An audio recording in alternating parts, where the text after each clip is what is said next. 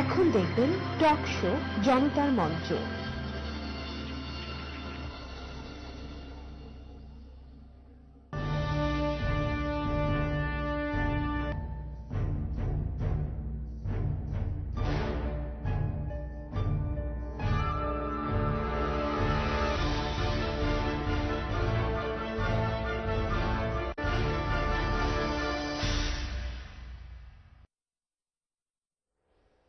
শুভেচ্ছা সবাইকে আজকের জনতার মঞ্চের পক্ষ থেকে।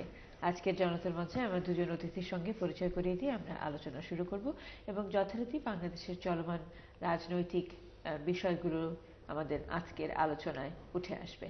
পরিচয় করে দিচ্ছি অতিথিদের সঙ্গে। একেবারে ডানে রয়েছেন ব্যারিস্টার শওকতুল আনোয়ার খান, ধন্যবাদ আপনাকে আমাদেরকে সময় দেওয়ার জন্য। তার পাশে রয়েছেন ব্যারিস্টার আবু বকর মোল্লা, ধন্যবাদ আপনাকে আমাদেরকে সময় দেওয়ার জন্য।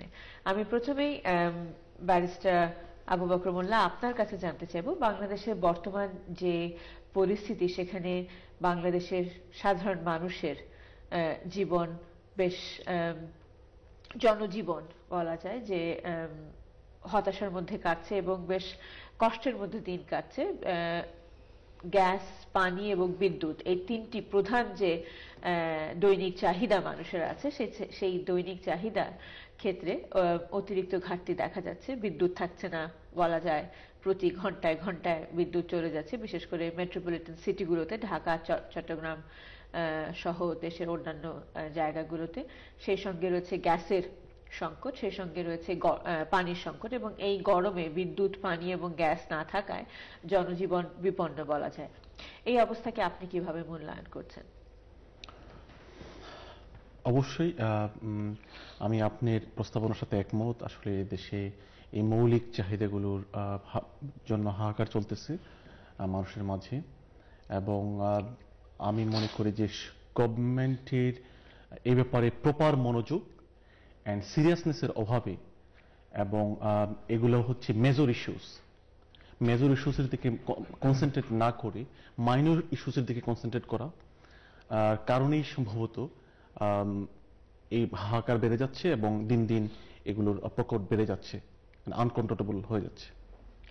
আপনি বলছেন যে সরকারের মনোযোগ যেই বিষয়গুলোতে দেয়া উচিত ছিল সেই বিষয়ে না দিয়ে আপনি ব্যবহার করেছেন মাইনর ইস্যুগুলোতে সরকার মনোনিবেশ করছে, সেই জন্যই এই হাহাকার। কিন্তু সরকারের পক্ষ থেকে বলা হচ্ছে যে বিদ্যুতের ঘাটতি পূরণ করতে, অর্থাৎ বিদ্যুতের যে চাহিদা, সেই পুরোপুরি চাহিদা মেটাতে হলে এখনো বিদ্যুৎ উৎপাদন অত্যন্ত কম, এখনো প্রায় 2000 মেগাওয়াটের ঘাটতি রয়েছে।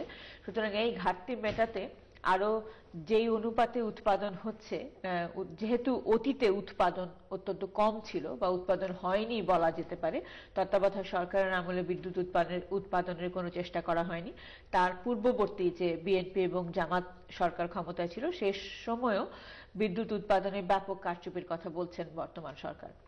সো এই প্রধানত এই দুটি কারণে বর্তমান সরকার বলছে যে বিদ্যুৎ উৎপাদন যে অনুপাতে হওয়া উচিত ছিল, যেহেতু অতীতে সে অনুপাতে হয়নি, সেজন্য এখন বিদ্যুৎ ঘাটতি দেখা দিচ্ছে এবং এই ঘাটতি পূরণে এই সরকার মনোনিবেশ করছেন এবং তারা যথেষ্ট বিদ্যুৎ উৎপাদনের চেষ্টা করছে। সুতরাং সেই চেষ্টায় যদি তারা ফলপ্রসূ হয়, তাহলে আগামী 3-4 বছরের মধ্যে যে 2000 মেগাওয়াটের ঘাটতি রয়েছে সেটা পূরণে তারা সম্ভব হবে। আপনি এই উদ্যোগকে কিভাবে দেখছেন?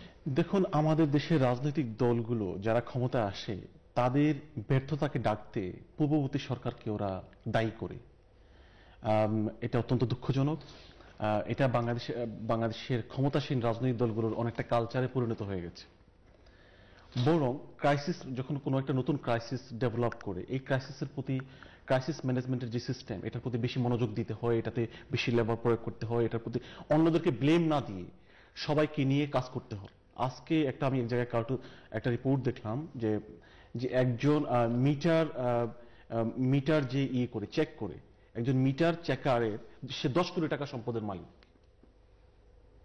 তাইলে আপনি বলুন যে গভর্নমেন্ট যদি এই সেক্টর দুর্নীতি বন্ধের জন্য সিরিয়াস প্রচেষ্টা নেয়, গভর্নমেন্ট যদি পূর্ববর্তী গভর্নমেন্টকে ব্লেম না দিয়ে, বর্তমান সরকার যদি ব্লেম না দিয়ে এ ব্যাপারে সবাইকে, বিরোধী দল সহ সবাইকে নিয়ে এটা ম্যানেজ করার চেষ্টা করে, এবং আমি মনে করি তারা হয়তো খুব বেশি সফল না হলেও একটা আমি বলবো উল্লেখযোগ্য পরিমাণ কাজ তো তারা করতে পারবে। বরং আমরা দেখতেছি যে পজিটিভ কাজ না করে পূর্ববর্তী গভর্নমেন্টকে ব্লেম দেওয়া এবং ছোট ছোট ইস্যুগুলোর প্রতি বেশি মনোযোগ দেওয়া, বিরোধী দলের প্রতি নির্যাতন বাড়িয়ে দেওয়া এবং বিরোধী দলের প্রতি অসহিষ্ণু আচরণ করা, এগুলোর দিকে তাদের মনোযোগ বেশি। এবং স্পেশালি সরকারি দলের লোকজন আমি বলবো যে তারা মনে হয় যেমন ছাত্রলীগের ব্যাপারে যেভাবে কথাবার্তা আসতেছে, টেন্ডারবাজি এই সেই অনেক কিছু, যে তারা they should concentrate to construct the country and to contribute to the country. They have come to the power. People have given them the power to serve the country.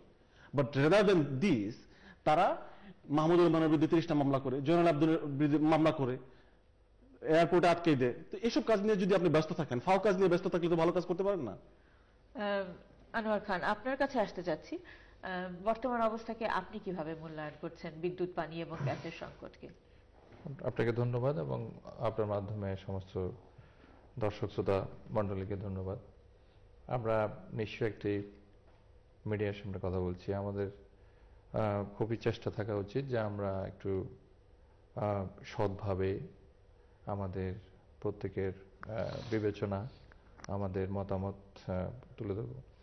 বাংলাদেশের জন্য একটা বিরাট অভিশাপ যে নাগরিক জীবনের বিপুল দুর্ভোগ, এবং এই দুর্ভোগটা ক্রমাগতভাবে বাড়ছে, এবং এই দুর্ভোগ বাড়ার জন্য কতগুলো অনিবার্য বিষয় এমনভাবে নেগেটিভলি কাজ করছে যে সেটাকে প্রটেক্ট করে, অতিক্রম করে যে একটু নাগরিক জীবনে স্বস্তি আনবে, এটা খুবই কঠিন, যেটা বর্তমান সরকার খুবই চেষ্টা করছে মোকাবেলা করার জন্য। বাংলাদেশের বিভিন্ন সময়ের ক্ষমতায় আসা সরকারগুলোর দুর্নীতি নিয়ে আলোচনা করা যায় কম বেশি সবাই দুর্নীতির সাথে, কিন্তু যেহেতু আজকে আলোচনায় আমরা বিদ্যুতের বিষয়টা আপনি জানাচ্ছেন, বিদ্যুতের বিষয়ে বোধহয় একটু ব্যতিক্রম চিত্র। সেটা হলো 2001-এর অক্টোবরে নির্বাচনে তখনকার যে সরকার ক্ষমতা আসলো, বিএনপি জামাত জোট সরকার, অন্যান্য দুর্নীতির কথা তোলার সময় নেই, কিন্তু দুর্নীতির বিষয়ে এত বেশি দুর্নীতি করা হয়েছিল, এত বেশি সম্পূর্ণভাবে এই খাতে প্রাপ্ত বরাদ্দকে ব্যবহার না করে পুরো টাকাটাই আত্মসাৎ করা হয়েছিল, লুণ্ঠন করা হয়েছিল। এমনকি বিনিময়ে কিছু খাম্বা দেওয়া হয়েছিল বিদ্যুতের। বিদ্যুৎটা তো আপনারা জানেন যে বিদ্যুৎ সরবরাহের জন্য খাম্বাও বা পিলারগুলো একটা সাপোর্ট, লোক দেখানো প্রজেক্ট হিসাবে কিছু খাম্বা উপর দেওয়া হয়েছিল। সেই সময় যদি অন্যান্য সময় কিছু কাজ সবাই করছে, এই সময়টা এত কাজ করা হয়নি, যারই একটা কনসিকুয়েন্স আজকে এই সময়। সরকার খুব চেষ্টা করছে, তত্ত্বাবধায়ক সরকার আমলে এই ব্যাপারটাতে আমি ব্যক্তিগতভাবে মনে করি তারা উদাসীন ছিল, আর এই সরকার খুবই চেষ্টা করছে এবং করার পরেও যে বেসরকারি খাতে ছোট ছোট প্রজেক্ট নেওয়ার চেষ্টা করছে, সরকারি উদ্যোগ নেওয়া হচ্ছে, সৌর বিদ্যুতের চেষ্টা করা হচ্ছে। ঢাকার, বিশেষ করে ঢাকা আপনারা জানেন যে বাংলাদেশ পৃথিবীর সবচেয়ে ঘনবসতিপূর্ণ এবং সবচেয়ে দুর্ভোগের শহর হতে পারে, নো ডাউট। সেখানে সমস্ত এমপিরা বসে অ্যাডজিটার মিনিস্টারের সাথে বসছে, তারাও বলছে যে আজকে যে অবস্থা, এবং সবাই জানে আসলে একটু সৎভাবে চিন্তা করলে যে বিষয়টা অতীতের 7 বছরে, বিশেষ করে 5 বছরের ব্যাপক, বিশেষ করে এই খাতে একতরফা জিরো ওয়ার্ক কারণে আজকে এটা হচ্ছে। সরকার আমি মনে করি খুবই চেষ্টা করছে এবং একটু সময় লাগছে, কারণ বিদ্যুৎ, পানি এবং আপনার গ্যাস একটার সাথে একটা আবার জড়িয়ে আছে, কারণ একটা না থাকলে আরেকটা সরবরাহ হচ্ছে না, যার ফলে নতুন প্রজেক্ট আসতেই হবে, সেখানে বরাদ্দের অর্থ বরাদ্দের বিষয়, এমনকি মেইনটেন্যান্সেরও যে একটা বিষয় রেগুলার, সেটাও এত ঘাটতি ছিল লাস্ট 7 ইয়ার্সে। সেই মেইনটেন্যান্সের অভাবের কারণেও আপনার বিদ্যুৎ উৎপাদন কমে গেছে। মেইনটেন্যান্স না করলে এইসব জিনিস আসলে হয় না, এটাই আমি মনে করছি আর কি। আপনি বলছেন যে গত সরকারের, অর্থাৎ গত 2001 থেকে 2006 পর্যন্ত যে সরকার ক্ষমতায় ছিল, বিএনপি জামাত, তাদের ব্যাপক দুর্নীতি এবং তাদের বিদ্যুৎ খাতে কোনো বরাদ্দ বা কোনো উৎপাদন না বাড়ানোই এই আজকের বিদ্যুৎ সংকটের প্রধান কারণ। শুধু বরাদ্দ দেওয়া হয়েছিল, কিন্তু বরাদ্দের একটি টাকাও ব্যবহার করা হয়নি। শুধু তাই নয়, এর আগের যে সরকার ছিল আওয়ামী লীগের 96 থেকে 2000,